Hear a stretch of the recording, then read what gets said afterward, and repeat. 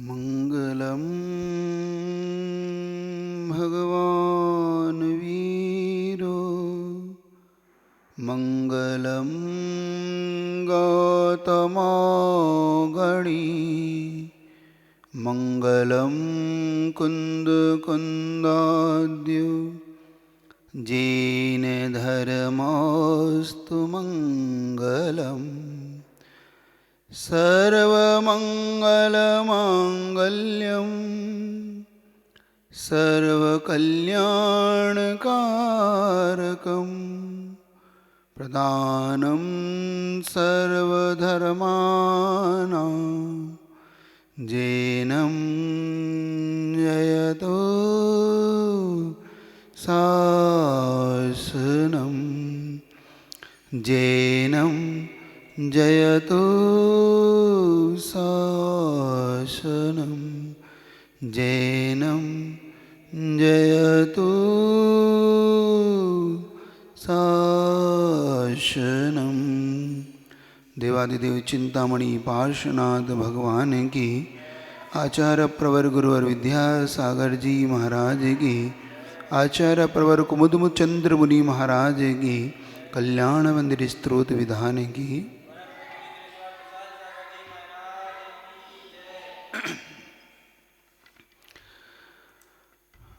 भव्य जीव होने पर भी व्यक्ति के जीवन में आखिर ये अंतराय कर्म क्यों बढ़ते हैं? ये दान देने में अंतराय, लाभ में अंतराय, भोग उपभोग की सामग्री क्यों नहीं मिलती? क्यों उसके अंदर की शक्ति प्रकट नहीं हो पाती? आज इस विषय पर अपन चर्चा को देखें कि हम जीवन में क्या गलती कर जाते हैं, आगे हमारे जीवन में ये सब वस्तुएं हमें क्यों नहीं मिलती जबकि सामने वाले को क्यों प्राप्त है? क्यों सामने वाले को ये सहज उपलब्ध है? हम सब कुछ करते हुए भी हमें ये उपलब्ध क्यों नहीं है? आखिर क्या कारण है कि व्यक्ति के पास सब कुछ है, संपत्ति है, वैभव है, फिर भी दान नहीं दे पा रहा? सब कुछ है, बहुत बड़ी दुकान है, बहुत बड़ा मार्केट है, फिर भी लाभ नहीं हो रहा। इतनी सामग्री रखी है, घर में सब कुछ है, लेकिन भोग नहीं कर पा रहा। उपभोग की सामग्रियों का अंबार लगा है, लेकिन वो पहन नहीं सकता, वो उन गाड़ियों में बैठ नहीं सकता। मन इतना अच्छा शरीर है, फिर भी अंदर की शक्ति प्रकट नहीं होती, उसका वीर्य क्यों नहीं जागृत होता? इस विषय पे अपन थोड़ी सी आज चर्चा करके देखें तो हमें पता पड़ेगा कि कहीं ना कहीं कौन सा ऐसा कारण है, कौन सी ऐसी बात है जो हमारे जीवन को ये सब प्राप्त नहीं होने देती। अंतराय कर्म अगर जब हम पढ़ते हैं तो दान लाभ भोगो भोग वीर अणिचा, ऐसा अंतराय कर्म की ये 5 भेद आचार्य उमा स्वामी महाराज द्वारा बताए गए। इन 5 भेदों में सबसे पहले अगर मैं दान की चर्चा आपसे करूं कि जीवन में, व्यक्ति के जीवन में सब कुछ होते हुए भी वो दान क्यों नहीं दे पाता? दान देने के योग्य होने पर भी नहीं दे पाता, और एक दान देने की उसकी शक्ति नहीं होती, मतलब दान देने की योग्यता भी नहीं होती, मतलब पदार्थ ही उसके पास नहीं होता। 2 प्रकार के व्यक्ति होते हैं। पहला व्यक्ति तो वो होता है जिसके पास सब कुछ पदार्थ है लेकिन मन नहीं है। मन का मतलब देना भी चाहता है लेकिन दे नहीं पाता। और एक प्रकार का व्यक्ति वो है जो देने की भावना बहुत तीव्र है लेकिन पदार्थ नहीं है देने के लिए। एक के पास पदार्थ है तो अंदर से मन नहीं है, विघ्न उत्पन्न होता है, देना चाहता है, देने नहीं दिया जाता। और एक व्यक्ति वो है जिसके अंदर से बहुत भाव है। आते हैं व्यक्ति रोते रोते, महाराज हम गरीब क्यों हैं, हम देना चाहते हैं, महाराज हम मंदिर बनवाना चाहते हैं, महाराज जी बस आशीर्वादों की शक्ति हमें प्राप्त हो जाए, महाराज हम संत निवास बनाना चाहते हैं, महाराज हम मूर्ति रखना चाहते हैं, मूर्ति का दान देना चाहते हैं, हम ये दान देना चाहते हैं, लेकिन वो दे नहीं पाते। और एक व्यक्ति वो है जो सब कुछ है, वो कहता है महाराज बताओ कहाँ देना है, कब देना है। अब उससे पहले ही कोई दूसरा ही दे जाता है, उससे पहले ही कोई नया मंदिर बना जाता है, वो कहता है महाराज क्या मेरा पैसा कभी नहीं लगेगा, मेरी योग्यता नहीं है। इससे समझ में आता है कि कारण क्या है। एक कथा घटना आपको बताता हूं। श्रेणिक चारित्र की बड़ी प्रसिद्ध घटना है ये। राजा श्रेणिक के जीवन में एक ऐसी घटना घटी कि उसे ये पता पड़ा कि एक वशिष्ठ नाम के मुनि वो मासोपवास कर रहे हैं, 1 महीने की कठिन साधना करते हैं और एक बार आहार पे निकलते हैं। उसे जब ये पता पड़ा तो उसने देखो राज सत्ता के उसमें मद में आकर कि मैं राजा हूं, अगर इतने बड़े मुनि महाराज है, ऐसे श्रेष्ठ मुनि है, ऐसे तपस्वी मुनि है, तो फिर आरदान मैं ही दूंगा, अब कोई आरदान नहीं दे सकता। अब देखो उसने अपनी राज सत्ता के मद में, अपनी राज के मद में कि मैं राजा हूं, चक्रवर्ती जैसा राजा था वो राजा श्रेणिक, मगध का राज उसके हाथ में था। और उसने घोषणा कर दी कि ये मुनि महाराज जब आए आहार पे निकलेंगे तो मेरे अलावा अब इस नगर में कोई आहारदान ना दे, देगा तो वो राज्य आज्ञा का उल्लंघन माना जाएगा और दंड का अधिकारी होगा।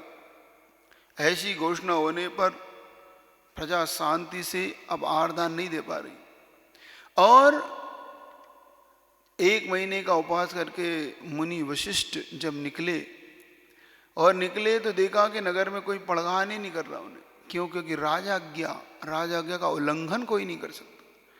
और जब वो निकले धीरे धीरे तो उन्होंने राजमहल की ओर अपना कदम बढ़ाया। और देखो ऐसा पाप कर्म का उदय इस राजा श्रेणिक का, जिसने ये मन बनाया था, पदार्थ है सब कुछ है लेकिन मन बनाया, लेकिन उसी समय ऐसा काम आया उसके जीवन में, क्या? पर चक्र का आक्रमण हो गया राज्य पे। और पर चक्र का आक्रमण पता पड़ते ही वो तुरंत राजा श्रेणिक निकल गए दूसरे राजा को वश में करने के लिए कि उस राजा ने हम पे आक्रमण कैसे किया। और महाराज महल तक गए और लौट आए। महाराज को आहार नहीं मिला उस दिन, 1 महीने के लिए निकले और लौट आए। अब 1 महीने का उपवास पहले से ही था और राजा श्रेणी के गण 1 महीने का उपवास फिर हो गया। वो बड़ी समता के धारण मुनि महाराज जाके पुनः 1 महीना की तपस्या में लीन हो गए। इधर प्रजा आकुलित है कि राजा ने ये क्या कर दिया, राजा ने हमें आहारदान नहीं देने दिया, मुझे आहार नहीं देने दिया, नवदा भक्ति करने दी। लेकिन प्रजा कर क्या सकती है, राजमत तो राजमत होता है। अब जब दूसरे महीने का उपवास करके महाराज पुनः निकले और आए तो पुनः अब प्रजा नहीं पड़गा रही। क्यों? क्योंकि राजाज्ञा है। और जब निकले उस योग संयोग से महल में कहीं आग लग गई और आग को बुझाने के लिए सारे के सारे लोग राजा श्रेणिक तक वहाँ पहुँच गए और महाराज को पुनः आहार नहीं मिला और 1 महीने का फिर उपवास हुआ। ऐसे 2 बार हो गए, निमित्त ऐसा पड़ गया, महाराज का पुनः उपवास हो गया। देखो अब महाराज को 1 महीने का पहले उपवास था, फिर 2 महीने का, अब तीसरे महीने का उपवास हो गया। महाराज निकले, पुनः आहार के लिए निकले और योग संयोग से उनका हाथी उस दिन, जो उनका मुख्य हाथी था, जो राजा श्रेणिक को सबसे प्रिय था, जिसकी सवारी करते थे, वो मद के कारण उस हाथी ने उत्पात मचा दिया और राजा श्रेणिक उसको संभालने के लिए पुनः चले गए और पुनः आज महाराज को आहार नहीं मिला। जब वो ऐसे 3 महीने में उनकी काया सूख गई, काया बिल्कुल एक नहीं सूख गई, क्योंकि आहार भोजन भी तो अन्न का कीड़ा ही है, शरीर तो आखिर। और जब वो काया सूख के एकदम बिल्कुल महाराज से चला नहीं जा रहा, पुनः लौटने लगे तो प्रजा को बड़ा अंदर से संक्लेश भाव हो गया और प्रजा सोचने लगी कि देखो राजा कैसा है, ना स्वयं आहार देता है ना हमें आहार देना देता है, बड़ा दुष्ट राजा है। इस प्रकार के वचन जब प्रजा ने गए और वो वचन राजा वशिष्ठ के कान में पड़ गए, मुनि वशिष्ठ के। और मुनि वशिष्ठ उसी समय उनको अंदर से ऐसा भाव उत्पन्न हुआ कि देखो राजा ने ऐसा किया है, मुझे आहार नहीं देने के लिए प्रजा को बाध्य किया, अब मैं इस राजा से जरूर बदला लूंगा। देखो मुनि महाराज के परिणामों पर भी कितना निमित्त का कितना बड़ा प्रभाव पड़ गया। निमित्त ने कितना प्रभाव डाला। समता के दारी 3 महीने के उपवास करने पर उन्हें सल्लेखना की चिंता नहीं थी कि मेरी सल्लेखना हो गई, लेकिन राजा ने ऐसा क्या किया, क्यों किया? उनके मन में एक प्रश्न आ गया कि मैंने राजा का क्या बिगाड़ा, मैंने राजा से कभी कोई गलत बात नहीं कही, राजा से मेरा कोई पूर्व का बैर नहीं, फिर राजा ने मुझे आहार दान देने से क्यों रोका? मुनि महाराज के मन में ये भाव आ गया और योग संयोग से 3-4 महीने का जो उपवास उनका था, काया बिल्कुल सूख चुकी थी और अचानक इस संक्लेश भाव से मरे और उनके मन में ये निदान बंद कर लिया कि मैं राजा से जरूर बदला लूंगा, इस बात का बदला लूंगा। और राजा और वहीं पर उनका मरण हुआ। संक्लेश भाव से मरने के कारण वही जीव फिर राजा श्रेणिक की चेलना नाम की रानी से कुणिक नाम का पुत्र उत्पन्न हुआ। और जब राजा श्रेणिक की रानी चेलना के गर्भ में जब ये आए तो उससे पहले कुछ सपना आए चेलना को। एक सपना आया कि मैं श्रेणिक की छाती फाड़कर रक्तपान करूं, ऐसा सपन, दोहला जिसको बोलते हैं, दोहला उठा। उस दोहले का मतलब ही ये था, लेकिन वो कह नहीं पा रही थी। बाद में जब पता पड़ा तो श्रेणिक ने इसे कृत्रिम दोहले की पूर्ति की, तब जाकर चेलना का मन शांत हुआ और बाद में उस कुणिक ने ही का मरण का कारण बना राजा श्रेणिक की। देखो दानांतराय कर्म बांधने का फल देखो, राजा श्रेणिक ने एक बार दानांतराय कर्म का बंध बांधा, छायिक सम्यक दर्शन प्राप्त कर लिया, तीर्थंकर प्रकृति का बंध भी कर लिया, लेकिन मरण की ये व्यथा को टाला नहीं और वहीं से वो नरक को चले गए। तो देखो दान में जो अंतराय डालते हैं, दूसरे के दान में जो लोग अंतराय डालते हैं, और विशेषकर ये जो एरिया है, चाहे हरियाणा चले जाओ, चाहे दिल्ली चले जाओ, चाहे यूपी में चले जाओ, सब दूर हमने देख लिया। यहाँ पर जितने आप दान नहीं दे सकते, क्यों नहीं दे सकते? नहीं महाराज, अगर हमारे चौके में आना चाहिए। हम चाहे सहारनपुर रहे, चाहे हम सूर्यनगर रहे, चाहे हम सरदना रहे, वहाँ पे धीरे धीरे परिवर्तन आया। लेकिन प्रथम जब गए तब तो ऐसी ही मन में सबकी बात कि नहीं 3 महाराज है भैया, नवदा भक्ति भी 3 ही परिवार करो, ऐसी शर्त लगा दी जाती है यहाँ पर। इन शर्तों के साथ कभी दान नहीं होता, ना दान की महिमा प्रकट होती है। दान की महिमा प्रकट होती है जब दाता स्वतंत्रता से दान दे और पात्र स्वतंत्रता से दान ले ले। मतलब ना दाता बाध्य हो ना पात्र बाध्य हो। दाता को बाध्य मत करो। दाता को जो लोग बाध्य कर देते हैं, कुछ लोग होती है समाज, तुम्हें चौका लगाना पड़ेगा, तुम्हें आरदान करना पड़ेगा, ऐसे भी बाध्य करते हैं।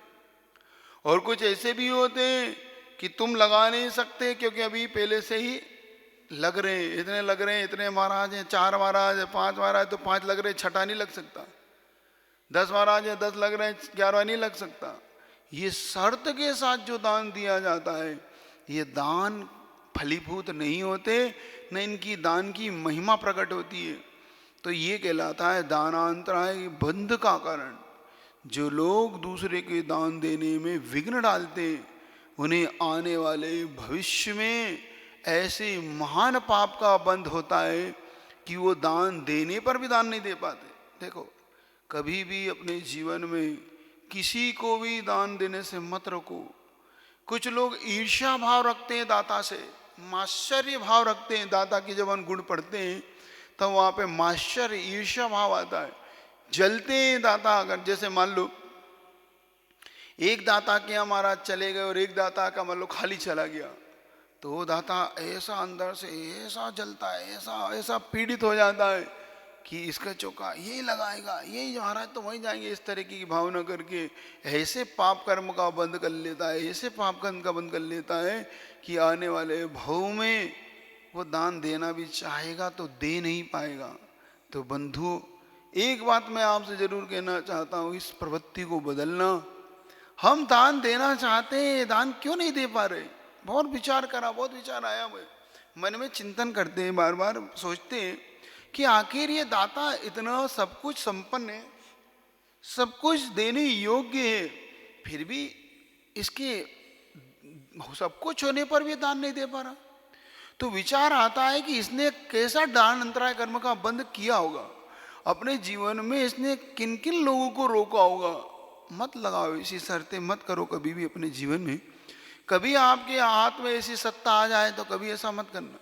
होता है कभी कभी समाज का वरिष्ठ प्रधान हो जाते हैं, समाज के मंत्री हो जाते हैं, समाज के ऐसे और भी संपन्न व्यक्ति हो जाते हैं, वो शर्त लगा देते हैं, देखो भैया आज मैं नवदा भक्ति कर रहा हूँ, सबसे कह दो बंद कर ले, सिर्फ हम मेरा चौका लगे आज, बस मेरे चौके में आज महाराज का हार होना चाहिए, इसलिए तुम सब बंद करो। ये क्या शर्त है?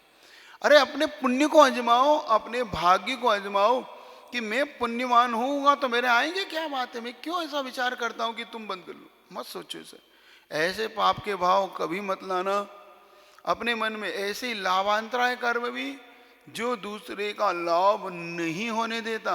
अब देखो लाभ कैसे नहीं होने देते, जो व्यक्ति दूसरे को लाभ हो रहा है उससे जलता है। मान लो मैंने बताया ना कि मान लो उसके चला गया दाता, अब उसके लाभ हो गया पात्र का, तो वो अंदर ही अंदर पीड़ित हो रहा है, अंदर अंदर सोच रहा है मैंने इसको पहले बंद क्यों नहीं करवा दिया, मैंने इसका बंद हो जाता तो अच्छा रहता। अब वो पुरुषार्थ करता है, अब वो तो दान में अंतराय डाल रहा है, अब लाभ में भी अंतराय डाल रहा है। वो लाभांतराय कर्म।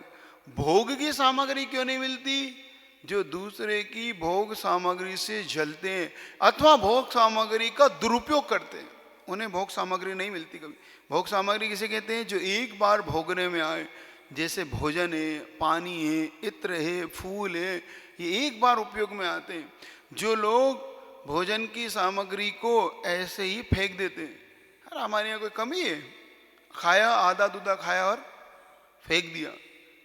जाते ना कुछ लोग होटलों में जाएंगे अथवा पार्टी में जाएंगे या किसी की शादी में जाएंगे तो वहाँ तो प्लेट है, प्लेट सिस्टम में उठाओ और खाओ।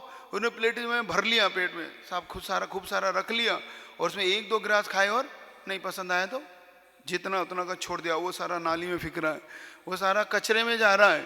अब देखो ऐसे व्यक्ति ने ऐसे भोगांतराय कर्म का बंद कर लिया कि इनको जीवन में जब भी एक एक दाने को तरसते हैं। मैं जब उन व्यक्ति को देखता हूँ कि वो भीख मांग मांग के क्यों खा रहा है, आखिर वो दूसरे की झूठन में से निकाल निकाल के खा रहा है। झूठन जब फेंक देते हैं उसमें से, वो देखो अब कैसे बच्चे, छोटे छोटे बच्चे वहां जाके बीन बीन के खाते रहते। ये वही है जिन्होंने भोग सामग्री का अपमान किया था, जिनको भोग सामग्री मिली थी पुण्य के योग से, लेकिन उन्होंने सब उसका अपमान किया। आज उन्हें ऐसी उपभोग सामग्री का, जो उपभोग सामग्री क्या कहलाती? उपभोग सामग्री वो कहलाती है कि जो बार बार भोगने में आए, जैसे वस्त्र है, अपने आभूषण है, गाड़ियां हैं, घर है, मकान है, दुकान है, जो हमारे बार बार उपभोग में आती है, जिनका बार बार उपयोग करते रहते हैं, ये उपभोग सामग्री कहलाती है। तो जिन्होंने इनका दुरुपयोग किया, मान लो इनका दुरुपयोग कैसा किया, अब मान लो तुम्हारे पास एक गाड़ी है, फिर भी चार चार गाड़ियाँ खरीद लिया, अब तीन तीन गाड़ियाँ व्यर्थ ही पड़ी हैं, क्या उपयोग ही नहीं है उनका, और सिर्फ अपने दिखावे के लिए उन चार चार गाड़ियों को खरीद लिया। मकान को, एक मकान में छः छः मकान पड़े, 10-10 मकान, अब दूसरे को मिल नहीं रही वो सामग्री। तो ऐसा उपभोग नाम का कर्म का बंद कर लेता है जीव।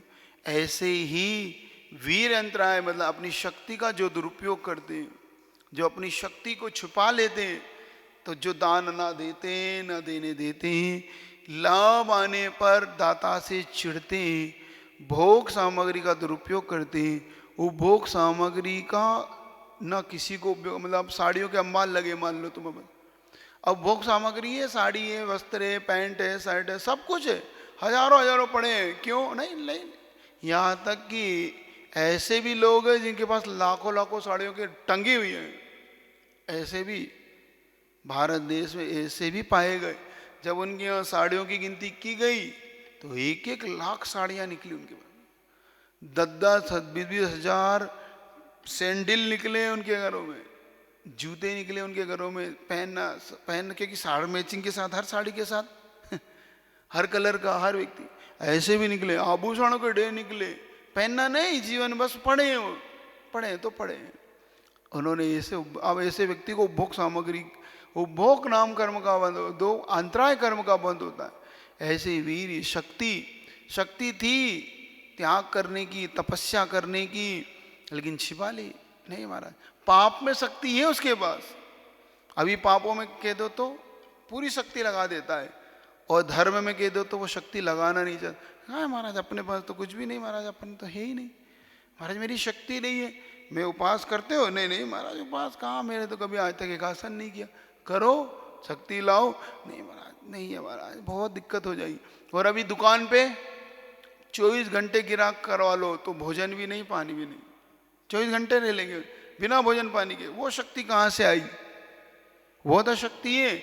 अभिषेक करने की कहो तो महाराज हाथ कपकपाते, और नहाने के लिए दोनों हाथों से नहा लेते। भगवान के ऊपर एक कलश डालने के लिए शक्ति नहीं हाथ में। वो कहते नहीं महाराज अब तो बनता नहीं है। कितने दादाजी लोग आते ना, उनसे पूछो क्यों दादाजी अभिषेक क्यों नहीं करते? महाराज जी चलते नहीं बनता अब तो महाराज जी हाथ कपकपाते हैं महाराज जी, अभिषेक का कलश भी हम उठने के डलता नहीं महाराज जी, इसलिए मैं तो नहीं करता। ठीक है भैया कोई बात नहीं। अब देखो तो नहाते समय देख लो उनको कैसे जल्दी जल्दी दोनों मग्गों से पानी डालते हैं अपने ऊपर और जल्दी इन्हें नहा लेंगे। और उनसे को मंदिर क्यों नहीं जाते? महाराज जी नहीं बनता। और दुकान लकड़ी टेक टेक के चले जाएंगे, 1 किलोमीटर 2 किलोमीटर भी हो तो चले जाएंगे। अपनी वो शक्ति कहाँ से आई? तो ये शक्ति पाप कर्म में तो पास के लिए तो शक्ति है उसके पास, लेकिन पुण्य के कर्म करने के लिए शक्ति नहीं है उसके पास, धर्म करने के लिए शक्ति नहीं है। पाप करने के लिए जिसके पास शक्ति है वो समझ लेना उसे ऐसा वीरंतराय कर्म का बंध होता है कि जीवन में जब जब उसे शक्ति की आवश्यकता होगी तब तब उसको शक्ति प्राप्त नहीं होगी। तो आज ये दान देने से कभी मत रोको, लाभ होने पर ईर्ष्या मत करो किसी अन्य को। मान लो तुम्हारे लिए अगर लाभ नहीं हुआ, मान लो तुम्हारी दुकान में लाभ नहीं हो रहा है, तो सामने वाले की दुकान से मत चिढ़ो, नहीं तो तुम्हें कभी लाभ नहीं होगा जीवन में। तुम कभी सामने वाले से ईर्ष्या रख रहे हो, मान लो तुम ऐसा सोच रहे हो कि इसको लाभ क्यों रहा है, इसको मुनि महाराज इसके चौके में क्यों गए, आज आचार्य श्री इनके इन चौके में क्यों गए, ईर्ष्या करने लगे तुम कि ये पैसा वाला है इसलिए गए। ये जो बातें कहते हैं ना लोग, ऐसी ईर्ष्या करते हैं। तो ईर्ष्या मत करो, ना दान देने से, ना लाभ में, ना भोग की सामग्री में, उपभोग की सामग्री में अंतराय मत डालो किसी को। उपभोग सामग्री का दुरुपयोग मत करो। कोई खा रहा है तो उसको मत छुनाओ, खाने दो, खा लेने दो, खाने की वस्तु थी। मैंने देखा बहुत बार, ऐसा भी देखा कि वो उसको सड़ा देंगे। आजकल होती है ना, घर में एक पद्धति होती, वस्तु पड़ी है दूसरे के उपयोग में आ सकती थी, लालच में दी नहीं, लोभ के घर नहीं हमारे उपयोग में आएगी, देख लो।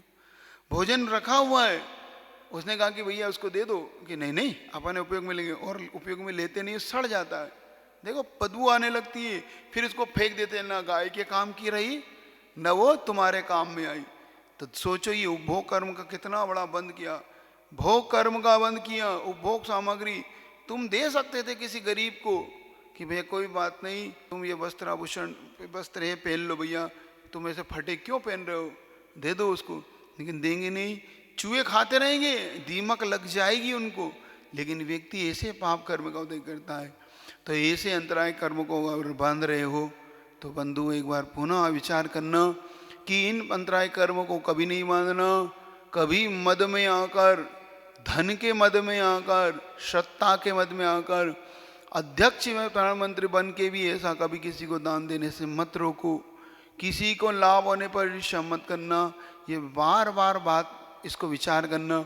ये दानांतराय कर्म एक बार बंध गया तो फिर बहुत लंबे समय तक, जब आदिनाथ भगवान को भी इसने नहीं छोड़ा, ऋषभनाथ भगवान को भी दानांतराय कर्म ऐसा लाभ बंधा कि उन्हें दान मिला ही नहीं, लाभ ही नहीं हुआ। लाभांतराय कर्म ऐसा बांधा उन्होंने, ऐसा बांधा कि तीर्थंकर प्रकृति का बंध तो बांध लिया, तीर्थंकर बन गए, लेकिन 1 साल तक हार नहीं मिला, 13 महीने तक हार नहीं मिला, 13 महीने 9 दिन तक भगवान को हार नहीं मिला।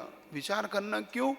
और तीर्थंकर जैसी पुण्य प्रकृति, फिर भी हार नहीं मिल रहा, ऐसा लाभ नहीं हो रहा हार का।